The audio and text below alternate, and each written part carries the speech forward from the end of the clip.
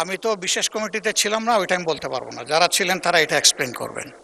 কিন্তু আপনার সভাপতিত্বে আমরা যখন কার্য উপদেষ্টা কমিটির মিটিং করি তখন এই বিষয়ে অনেক আলোচনা হয়েছে। অনেক আলোচনার পরে দুটা জিনিস একেবারেই স্পষ্ট হয়েছে, আমি যেটা বলেছি, একটা হলো সবগুলা বিল আসবে, 2 নম্বর হলো যে মিনিমাম একদিন আগে আমাদেরকে ডকুমেন্টগুলো দেওয়া হবে।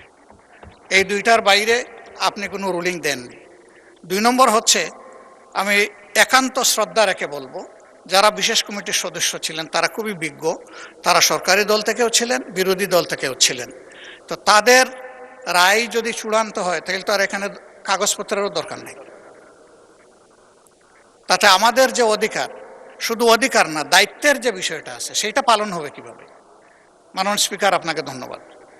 মাননীয় বিরোধী দলের নেতা সালাউদ্দিন সাহেব, স্বরাষ্ট্রমন্ত্রী, বলবেন।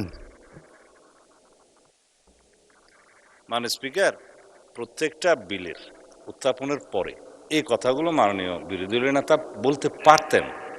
এখন সমস্ত বিলগুলো শেষ হয়ে যাওয়ার পরে সেটা আবার প্রথম থেকে উল্টানোর মতো কথা। এই কথাগুলো আপনি কগনিজেন্সে নিতে পারতেন যদি প্রত্যেকটা বিল উত্থাপনের আগে বলতেন যে আমি বিলের কপি পাইনি। আপনি তো সেরকম করেছেন, সময় দিয়েছেন যে 3 ঘন্টা আগে পাইনি। তা আপনার কন্ডোন করার যে ক্ষমতা, স্পিকার হিসেবে আপনার টাইম কন্ডোন করার ক্ষমতা আপনার আছে। আপনি যখন উত্থাপনের অনুমতি দিচ্ছেন তখন মানে you have already condoned the time. এটাই হচ্ছে মাননীয় speaker rules of procedure. Thank you মাননীয় স্পিকার। মাননীয় সদস্যবৃন্দ, মাননীয় বিরোধী দলের নেতা যে কথাগুলো বলেছেন আমিও তার সাথে একমত। অ্যাকচুয়ালি বিল এত শেষ মুহূর্তে পেলে এটার উপরে আলোচনা করা ডিফিকাল্ট, কিন্তু এই যে সিচুয়েশনটা হলো এটার প্রধান কারণ হলো যে আজকের মধ্যে আমাদেরকে বিলগুলো ফাইনালাইজ করতে হবে, পাস করতে হবে, এই টাইম লিমিটের কারণে, 30 দিনের কারণে। না হলে তো আমরা আরও 15 দিন, 1 মাস সময় নিতে পারতাম।